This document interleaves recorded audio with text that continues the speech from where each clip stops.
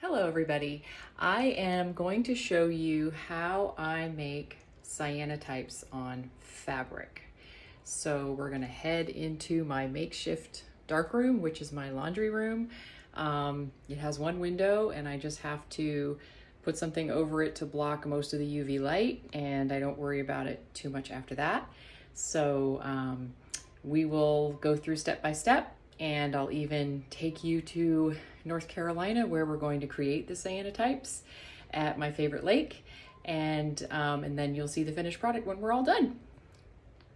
So here are a couple of pieces of fabric that I have already coated with the sensitizer, and here's my washer and dryer. I'm multitasking, see? And this is the cyanotype liquid. I use the photographer's formulary, and I just mix equal parts, and it's just super easy. I'm not a very complicated chemistry type of person. And then here's my mixed solution, and here's my piece of fabric. Hopefully you can hear me over my washing machine. And all I'm doing is I'm taking this brush and I'm just putting it on there until it's even. And I've got 7 pieces of fabric to do, and I plan on taking these pieces of fabric in a dark, it's like a dark bag, so they don't get exposed to UV. And I'm going to take them up to the mountains here pretty soon, and we're going to make cyanotypes with the lake water by the lakeside and use plants and everything that we find along the way. So I will be back with that whole process. So sometimes when I lay down the fabric, the liquid kind of puddles, and it does make weird marks once it's dry. So all I do is I just kind of lay a brush. And a trick to your towels, I use these towels, immediately wash them after the fabric is dry, and it will not stain anything blue.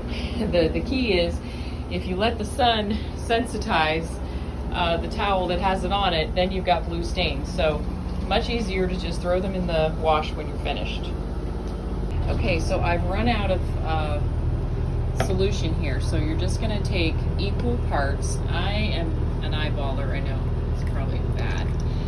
I'm going to eyeball that much, and that looks about right to me.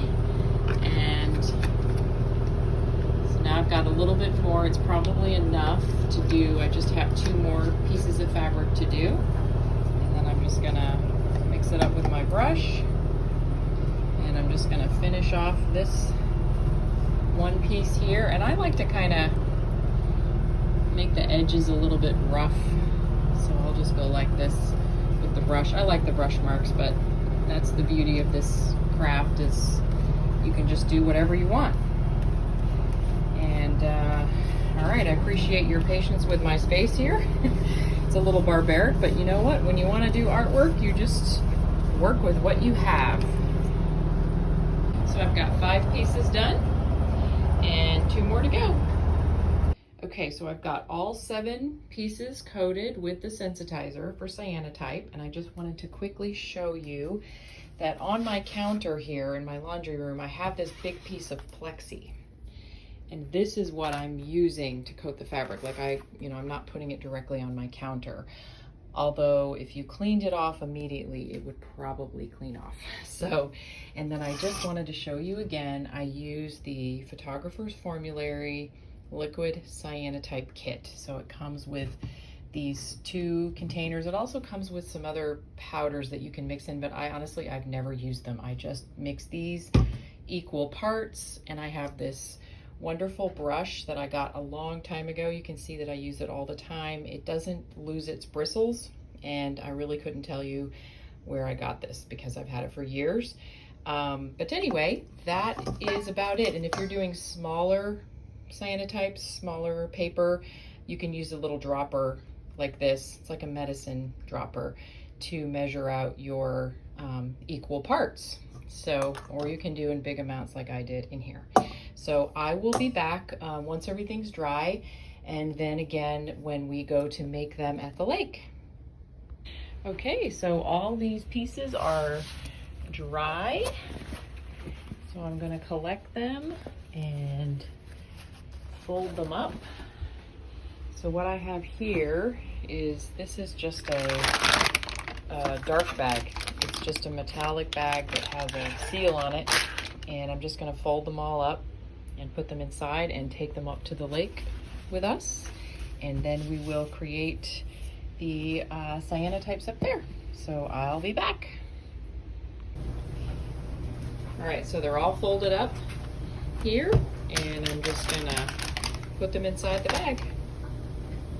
Hi everyone. I am showing you how I did the cyanotypes at the lake. And I'm making this ahead of time before you see the actual making of them at the lake, because I didn't do a lot of talking and teaching about exactly what I was doing. So adding this in. So once you have your fabric that you have in the dark bag, you just want to keep it, you know, as free from the sunlight as you can. And you just grab one at a time. You take one out, lay it on the ground, and very quickly put your leaves or whatever you have on top of the fabric and let it sit. I have discovered, I live in Florida, so I mostly do stuff in the sun here in Florida, and it's usually about 5 to 10 minutes, depending on what time of day it is. But here at the lake, when we were at the lakeside, we had to leave everything for like 45 minutes because it was totally overcast. So you kind of have to experiment. If it's super sunny, I would start at 5 to 10 minutes. And then if it doesn't seem dark enough, then you can just extend your time. So I wanted to share that with you. And then once you are ready to rinse, you just take it over to the water, whether it be a lake or your sink, and you rinse it really, really well until you don't see any more blue coming out of the fabric. That way, when you put your cyanotypes wherever you're going to put them, you don't want the sun to continue to develop them. So you just want to make sure they're rinsed really, really well. I would do it for at least maybe 5 to 10 minutes. You can just leave them in running water and just keep, flipping them over and swirling them around to make sure that you get everything out. So that's it for that. So now we can continue on, and you can watch us making the cyanotypes by the lakeside, and then by my cabin. And we'll talk later. Thanks.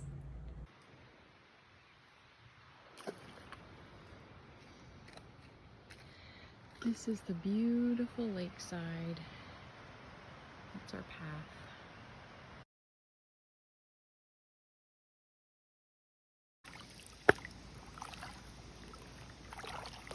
I think we could have gone longer. Maybe another 5 minutes. That's what I'm thinking. See, because the blue's not very dark.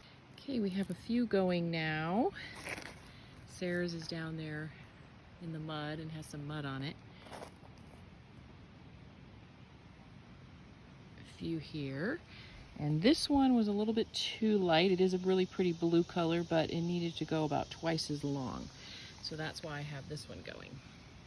Sarah's, and we're gonna get ready to rinse it. We put some mud on it and fern leaves and everything else. So we're just gonna quickly get rid of the stuff. And we're gonna, here's kind of what it looks like. I don't see any of your ferns, so none of them. I think that we just didn't do this long enough. And I'm just rinsing. I see some fern. The mud was interesting. It just looks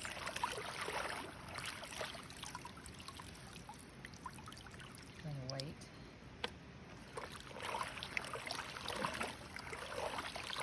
All right, so that's it for this one.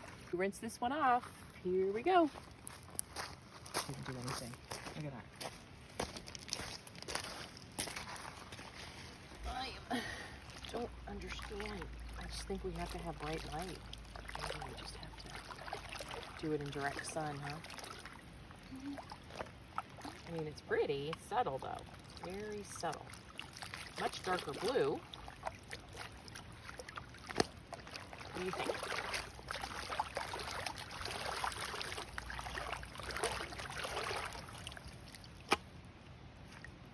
That's pretty. Do like a close-up.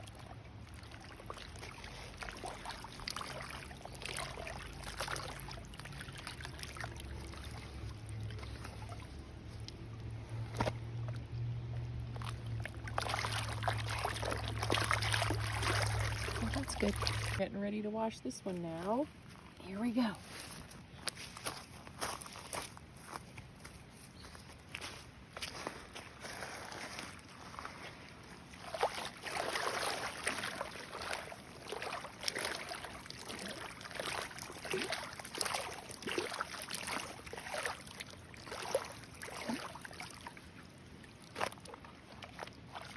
That looks better, huh?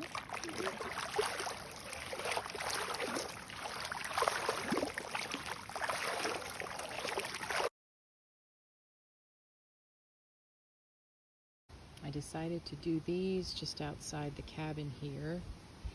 I have a little bit of sun. It's kind of in and out here, but I'm just going to check this one. See that? I think they need just a little bit longer.